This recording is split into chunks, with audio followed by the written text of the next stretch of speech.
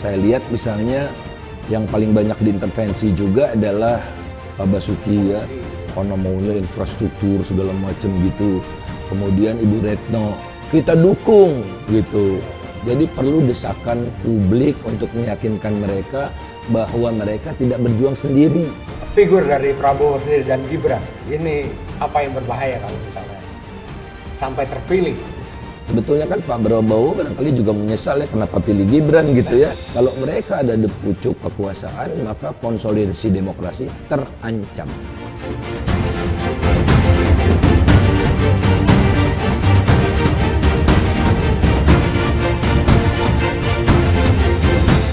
Ya, ketemu lagi dalam program Gerak-Gerik.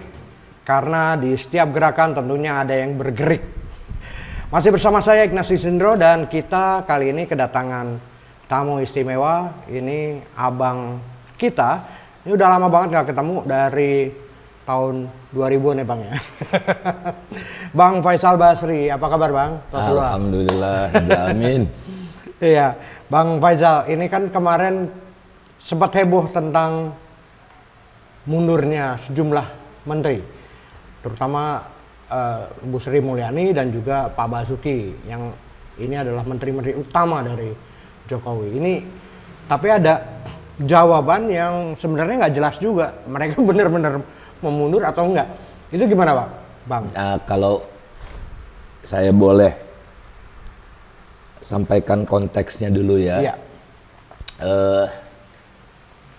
Jokowi ini kan dari hari ke hari berbuat kerusakan terus-menerus. Iya. Jadi tidak terbayangkan oleh kita kalau Jokowi tetap sebagai presiden sampai Oktober, kerusakan-kerusakan yang semakin dahsyat itu bisa meruntuhkan negeri ini, gitu ya. Nah, oleh karena itulah kita minta dengan baik-baik Pak Jokowi jangan cawe-cawe. Dia ngakui dia cawe-cawe kan. Jangan cawe-cawe, dia presiden Indonesia dan dia punya kepentingan pribadi untuk mempertahankan kekuasaannya lewat pencalonan anaknya sebagai wakil presiden gitu kan. Takut kita tidak. Ini negara demokrasi, ayo bersaing secara sehat, beretika dan dilandasi oleh moralitas. Apalagi ini calon pemimpin bangsa yang standar nilainya harus tinggi kan. Iya betul. Oke, oleh karena itu kita berkepentingan agar pemilu yang sebentar lagi akan berlangsung itu jujur, adil, ya, tidak ada kecurangan, bebas, rahasia kan. Jadi jangan ditakut-takuti rakyat, jangan gunakan aparat, polisi, tentara, aparat desa, sampai bupati, wali kota, dan gubernur gitu. Kita menerima apapun hasilnya, namun hampir mustahil pemilu ini jujur dan adil kalau presidennya masih Jokowi yang penuh dengan cawe-cawe dan kian hari kian nyata gitu. Oleh karena itu kita warga masyarakat ini kan bikin kawal pemilu, macam-macam ini ya. Kita monitor terus dari waktu ke waktu supaya tidak terjadi kecurangan yang masif gitu. Tapi kita sadar nih susah karena mereka punya segalanya untuk itu. Ya, bahkan para konglomerat sudah mendengungkan arogansinya dengan mengatakan sepertiga kekuatan ekonomi Indonesia akan mendukung Prabowo, gitu kan. Kekuatan uangnya luar biasa. Sombong, itu namanya Boy Thohir. Adiknya masih Menteri BUMN, gitu kan. Wah, segala macam dipakai gitu. Nah, kemudian yang kedua, oleh karena itu ada upaya untuk memakzulkan Jokowi. Nah, kalau memakzulkan kan secara konstitusional loh ini, itu lewat DPR kan. Nah, DPR-nya belum ada yang gerak, tapi sudah mulailah ada petisi 100, macam-macam begitu kan, untuk menunjukkan bahwa ada perlawanan dari rakyat. Walaupun waktunya cukup panjang gitu ya. Udah pasti melewati pemilu. Nah, ada gerakan moral juga. Nah, gerakan moral ini apa?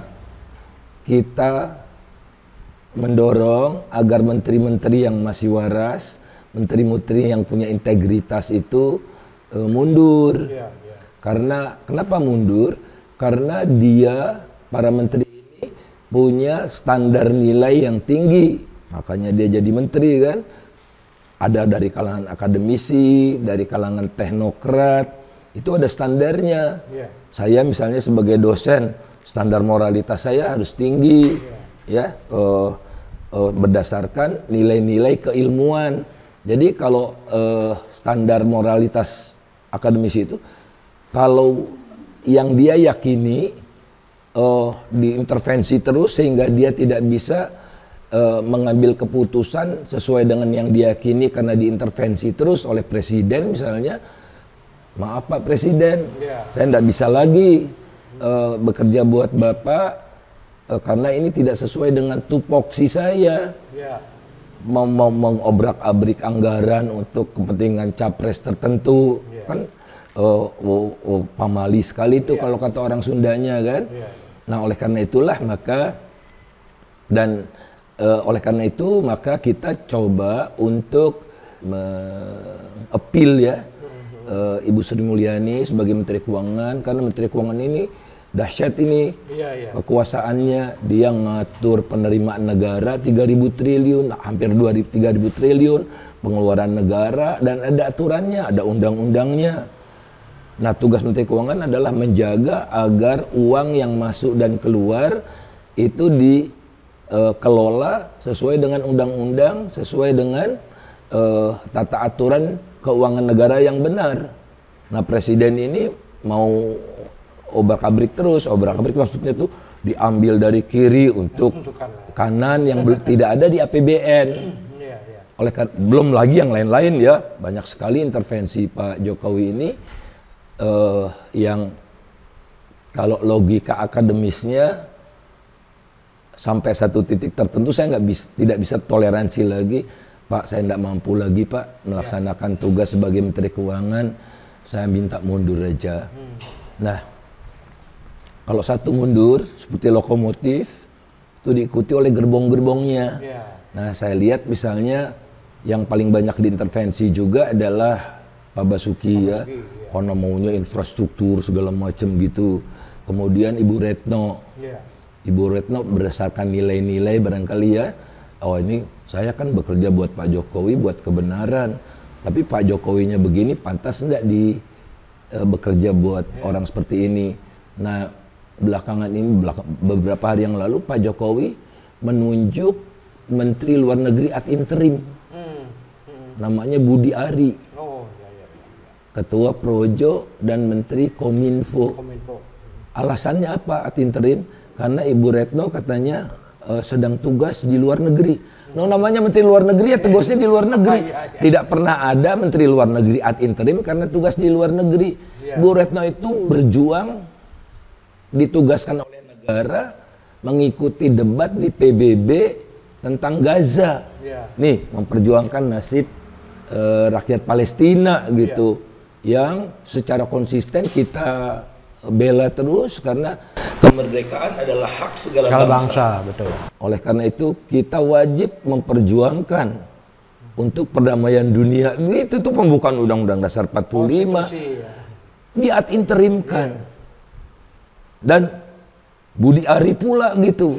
Ya biar orang dekatnya Pak Jokowi ini apa-apaan ini gitu. Apakah Pak Jokowi kesal dengan Bu Retno yang barangkali menunjukkan sikapnya gitu ya, tidak setuju dengan anak Pak Jokowi diusung-usung jadi wapres.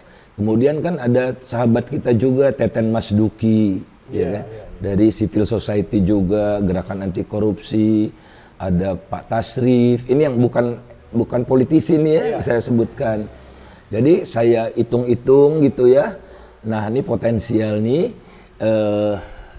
mencapai bisa 15 menteri gitu ya, ada dari 30 sekian menteri kan. Nah, kita kira hampir separuhnya itu Nah, ingat nggak waktu Pak Harto mundur itu beberapa hari sebelumnya 15 menteri mundur. 15 menteri. Jadi secara moral pemerintahan ini udah bangkrut kan. 15 separuhnya sudah mundur gitu. Kenapa kita mengharapkan dari mereka bukannya dari parpol? Ya. Nah, sekarang kita bicara tentang menteri-menteri yang dari parpol. 5 PDI Perjuangan ya. Menteri Reformasi Birokrasi Azwar Anas, Menteri Sosial Ibu Risma, Menteri Urusan Perempuan dan Anak Ibu Ida kemudian Menteri Sekretaris Kabinet Pramono Anung, satu lagi saya lupa lah ya. Jaksa Agung mungkin ya. Enggak, saya masukkan sebagai menteri atau Jaksa Agung, Kapolri dan TNI saya keluarkan dulu. Ini yang betul-betul menteri. Pokoknya 5 ya. Ada 2 dari PKB, Ibu Menteri Tenaga Kerja dan Menteri Desa. Kan secara politik mereka udah berseberangan dengan Jokowi kan. Masa sudah berseberangan masih bekerja sama, harusnya diputus kerjasamanya. Jadi kemudian dari Nasdem 1 tinggal kan Ibu Siti Nurbaya 8 ditambah 8 ya. 8 tambah 7 tuh tadi 15 tuh. Nah, saya tidak pernah berjumpa dengan para menteri itu, tapi ini analisis. Jadi saya bukan rumor ya, ini analisis yang logikanya tadi udah disampaikan. Nah, kan kita banyak kawan ya. Punya pandangan, punya hubungan dengan beberapa menteri. Minggu lalu saya bertemu dengan Bang Sony Keraf, dia kan petinggi PDI Perjuangan juga tahulah gitu seliweran informasi-informasi seperti ini. Nah, jangan biarkan mereka untuk sendiri gitu. Jadi sendiri misalnya si X ini Menteri X sendiri. Nah, bisa jadi dikriminalisasi dia. Oleh penguasa gitu, diancam atau gimana. Nah, kita tunjukkan publik ini kita dukung gitu. Jadi perlu desakan publik untuk meyakinkan mereka bahwa mereka tidak berjuang sendiri. Mereka berjuang di elit, lapisan elit begitu. Percayalah, kami tidak kami tidak mendiamkan kalian sendiri. Kami tidak akan tinggal diam. Kami tidak akan membiarkan kalian sendiri. Nah, itulah pesan moral kita itu, supaya proses pemakzulan tadi butuh panjang, jurdil tidak terjamin. Nah, pokoknya kan tujuan kita, kalau Jokowi tidak insaf-insaf juga, maka ya tidak ada cara lain bagaimana melumpuhkan kekuatan-kekuatan dia agar tidak curang dalam pemilu ini. Nah, bagaimana kita mengkonsolidasikan kekuatan ini, terutama masyarakat menengah dan juga kesadaran mereka ini, gimana caranya untuk terus mengkonsolidasikan itu? Ini memang bukan isu yang kelihatan kasat mata kan. Nah, jadi kita diskusikan seperti forum seperti ini, media massa yang mainstream, konvensional, dan media sosial terus mengungkapkan alasan-alasan moral, alasan-alasan etika yang menyadarkan, oh iya ya, ini cara terbaik dan paling murah, Mas Indro. Jadi tidak perlu mobilisasi massa yang besar begitu ya, tidak seperti 98, tidak chaos, tapi makanya saya sebut sebagai gerakan moral ini. Nah, mudah-mudahan sih makin banyak yang mendukung, dan bagi saudara-saudara kita yang punya hubungan dekat dengan para menteri itu, teguhkanlah hati mereka untuk mengambil keputusan bersejarah ini, karena yang paling mungkin membuat Jokowi itu gontai adalah cara ini, gitu. Iya, tapi kan kesulitan utamanya adalah berdasarkan survei. Ini kan kepuasan publik terhadap Jokowi masih cukup tinggi. Ini sehingga masyarakat terutama kaum menengah dan juga terdidik ini agak ragu untuk bergerak tentang kerusakan ekonomi dan juga kerusakan demokrasi yang dibuat oleh Jokowi. Ini gimana Pak? Kepuasan publik dan elektabilitas. Ada hubungannya enggak? Lemah hubungannya, oke. Rakyat puas dengan Pak Jokowi karena dapat bansos, dibagi-bagi, sebar-sebari, paket sembako dan sebagainya.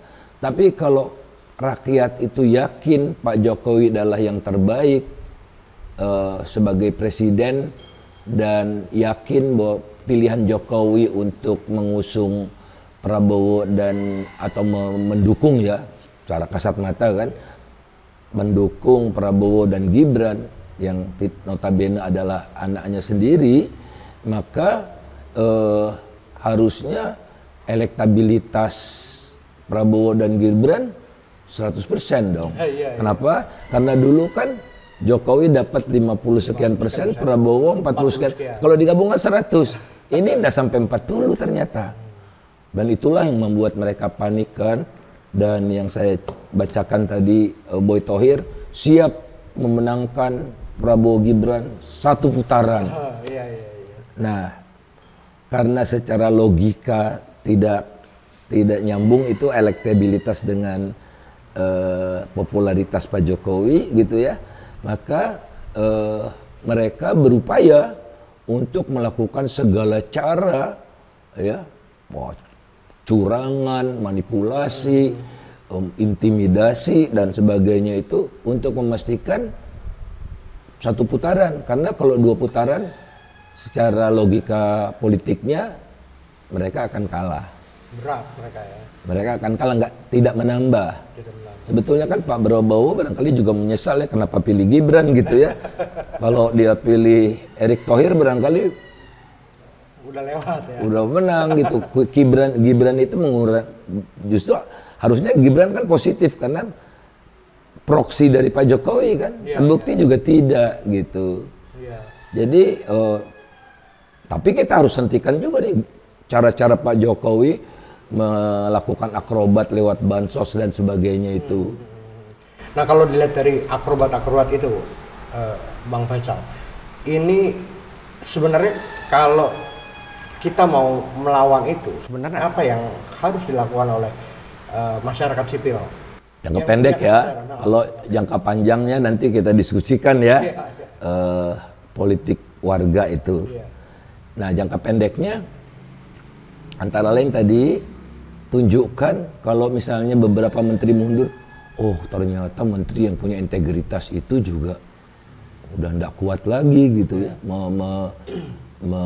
menjadi timnya Pak Jokowi karena Pak Jokowi dia terlalu jauh nih.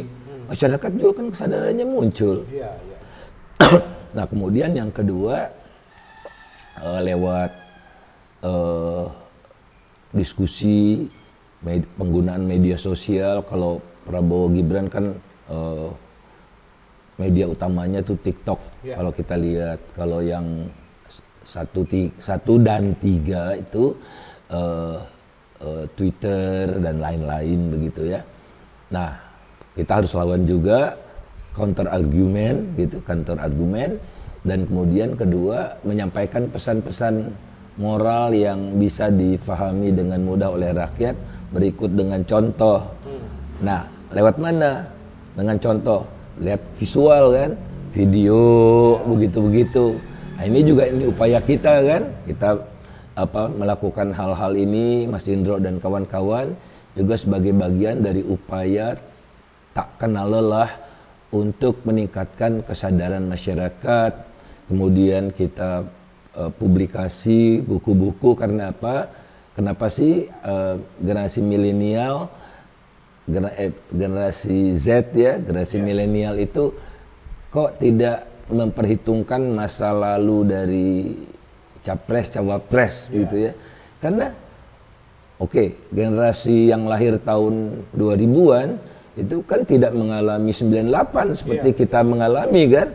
Kita meresapi tentu saja. Anak saya masih meresapi itu karena anak saya waktu itu masih kecil ya, tapi udah saya ajakkan kemana-mana gitu, lihat situasi gitu ya. Dan sekarang anak saya udah 28 tahun, dia ingat, dia tidak perlu diajarkan. Tapi anak umur 20 tahun, 19, 18, pemilih pertama itu, dari mana dia tahu? Dari cerita ayahnya. Ya saya cerita, tapi kan sebagian besar tidak. Dari mana lagi? Dari sekolah kan, lewat pelajaran sejarah. Tapi tidak ada. Karena sampai sekarang itu tidak ada proses truth and reconciliation itu. Jadi kebenaran hakiki 98 itu belum ada di buku sejarah. Sehingga kalau kebenaran tidak terwujud, tidak pernah terjadi rekonsiliasi. Kita bukannya pendendam, kita memaafkan. Saya rasa bangsa ini memaafkan apa yang terjadi. Bahkan keluarga korban ya, Mbak Suci, Ibu Sumiarsi dan segala macam ikhlas.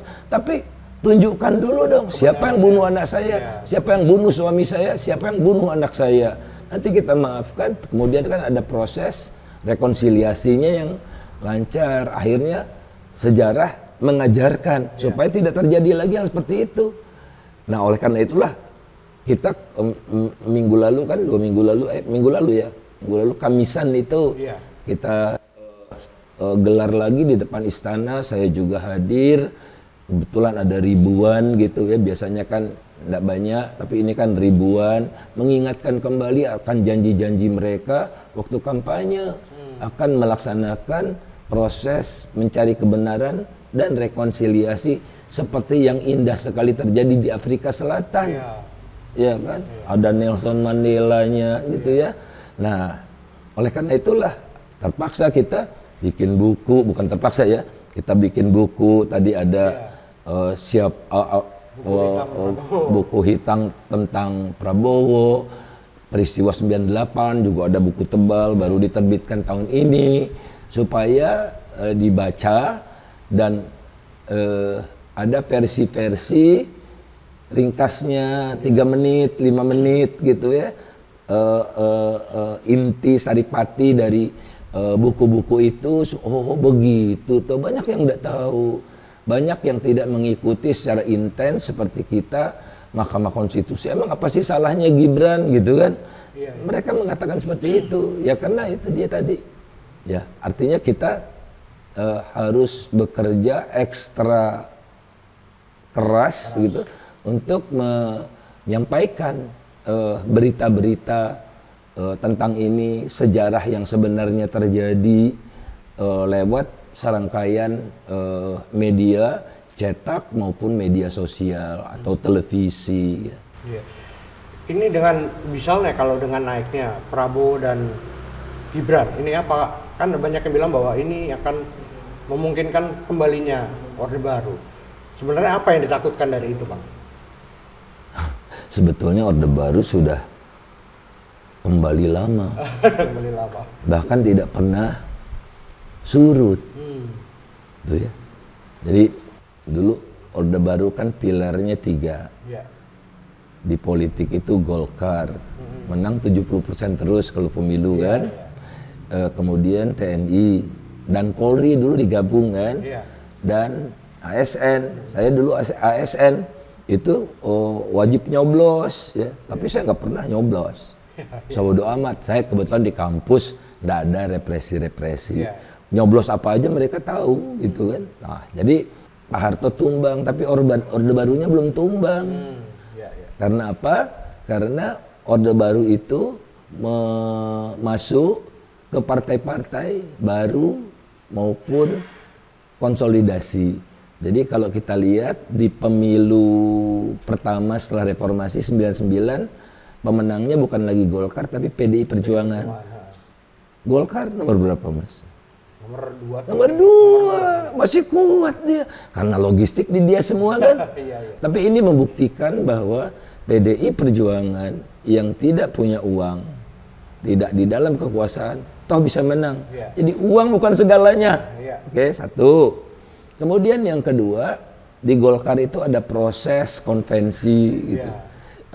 Prabowo ikut konvensi kalah, bikin partai Gerindra, kan anak kandungnya Golkar. Iya. Jadi Gerindra ya Orde Baru juga, Hanura, Wiranto, pecahan Golkar juga, Nasdem juga gitu, Demokrat juga begitu kan, Pak SBY juga dulu ikut semua.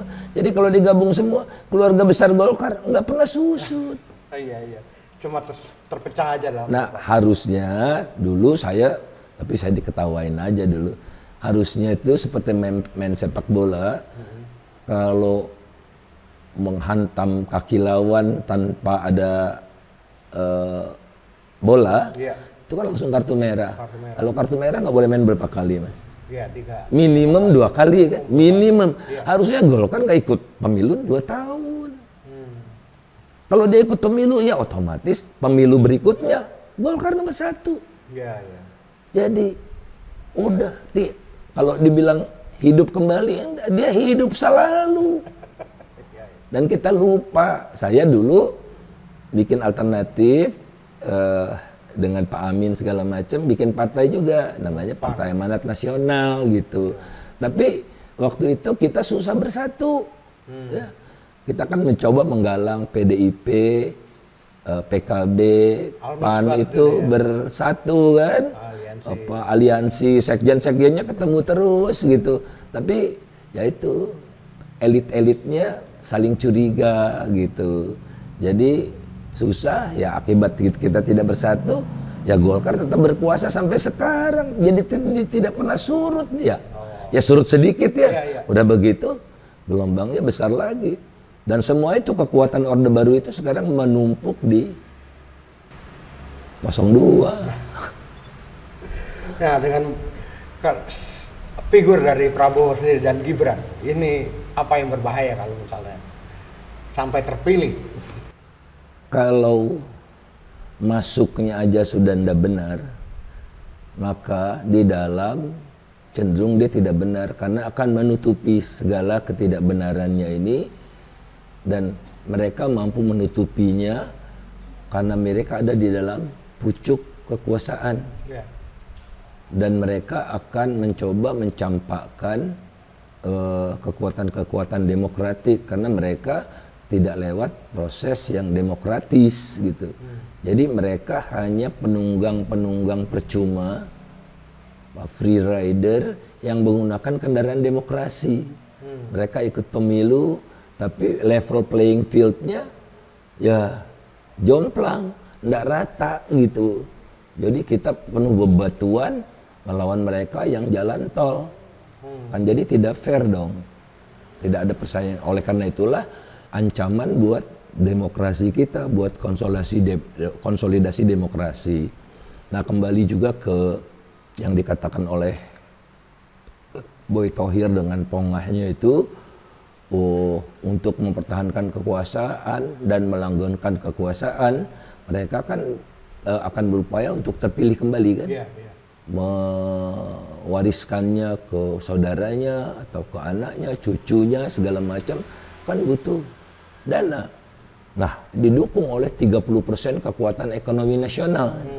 Ya kita 0% kekuatan ekonomi nasional kan. Karena semua dipites oleh mereka itu. Kerannya ditutup. Disandra ya.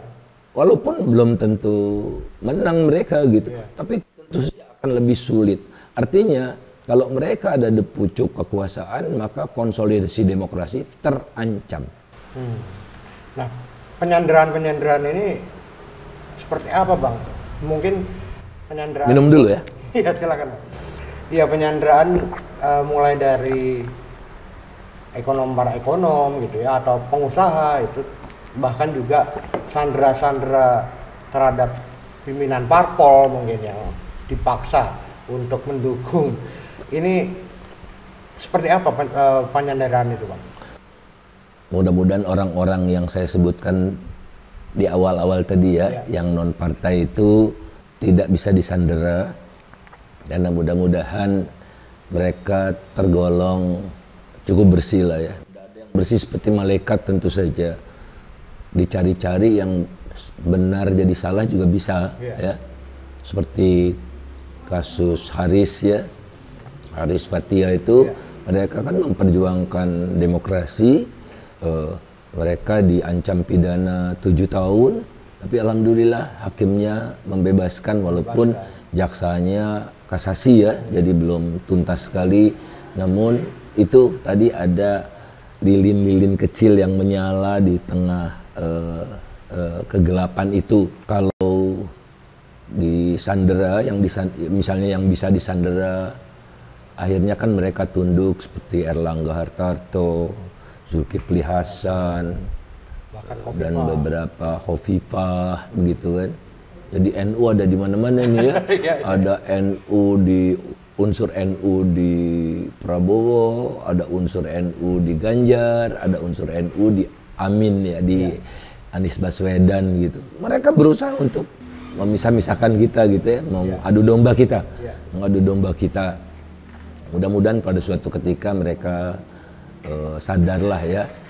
Nah, jadi bisa dilawan secara kolektif. Jadi misalnya nih saya penjahat paling besar. Ada teman-teman di sini kejahatannya kecil-kecil. Nah, nggak bisa melawan saya satu-satu, Mas. Mas Indro bisa ngelawan saya. Gue punya segalanya. Gue pites lo jangan macam-macam gitu kan. Gue pidanain lo gitu. Tapi kalau kita semua bersatu dan didukung oleh kekuatan rakyat gitu ya, maka mudah-mudahan saya kalah gitu. Nah, jadi makanya saya jangan sendiri-sendiri nih tadi ya. Sebagai satu kekuatan moral yang dahsyat gitu ya. Kristalnya itu makin lama makin besar, dan kalau mau gelinding bisa menggilas begundal-begundal itu sekali gepruk gitu.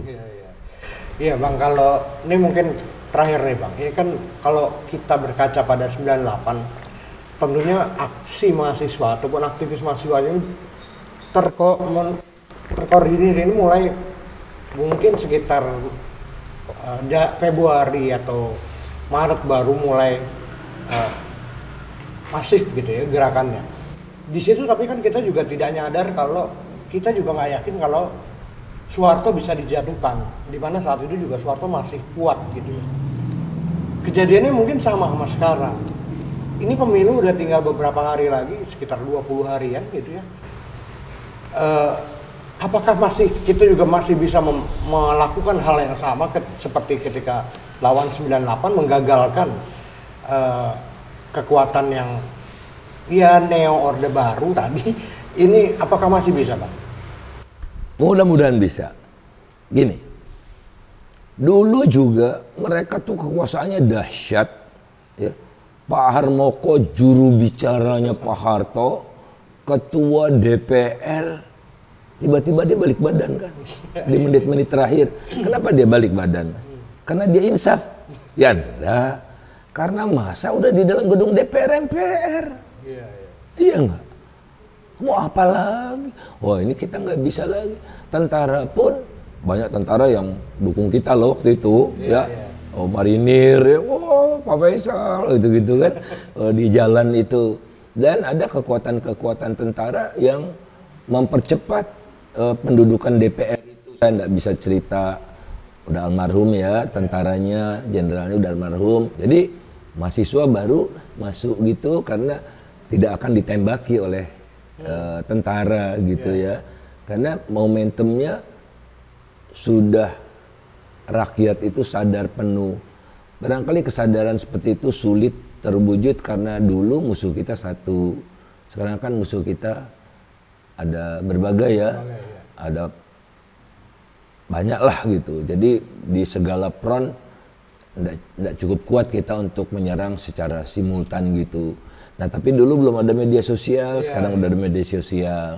Jadi kemungkinannya masih cukup besar ya. Saya masih optimis ada gelombang menteri yang mundur gitu. Dengan gelombang itu bisa saja kekuatan yang kuat ini bisa runtuh ya Bang? Setidaknya runtuhnya lewat apa? Lewat rakyat makin sadar, lihat tuh orang-orang pinter, berintegritas tinggi, reputasinya bagus saja udah ndak kuat. Nah jadi muncul sehingga mereka menjauh untuk memilih pasangan yang berpotensi merusak demokrasi. Satu. Ada lagi upaya, oke, impeachment tidak bisa secara timeline-nya bisa, tapi hak budget kan bisa, interpelasi kan bisa, hak angket bisa, dan itu bisa dilakukan oleh segelintir anggota DPR. Akhirnya kan ada proses. Oh, makin banyak ya yang tidak, walaupun mungkin tidak tuntas semua, tapi perlawanan itu ada gitu, sehingga pilar-pilar yang dipaksa untuk menopang kekuasaan itu sadar, oh gini saya emang bekerja untuk apa? Para tentara kita, saudara-saudara kita juga kan, para polisi kita gitu, saya kan digaji oleh rakyat, bukan oleh Jokowi ya, bukan oleh Prabowo.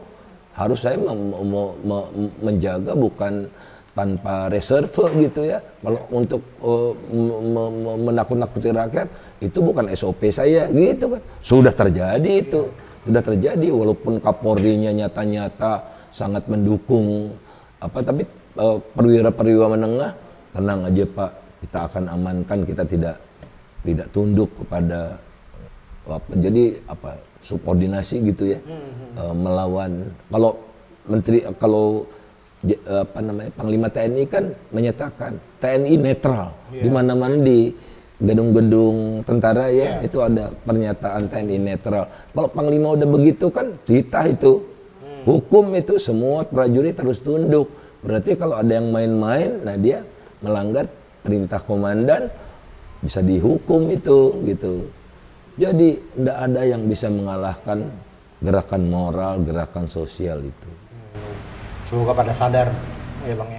Oh, mudah-mudahan. Satu hari sangat berharga, oleh karena itu tiada upaya jerih payah sehari pun ya. Harus kita suarakan terus kebenaran ini. Oke, Bang Faisal, terima kasih sudah datang Bang. Terima kasih sama-sama, selamat berjuang. Ya itu tadi gerak-gerik kita kali ini, dan kita akan ketemu lagi di episode lainnya. Jangan lupa subscribe, like, komen, dan juga share di media sosial kalian. Lawan tirani, tegakkan demokrasi.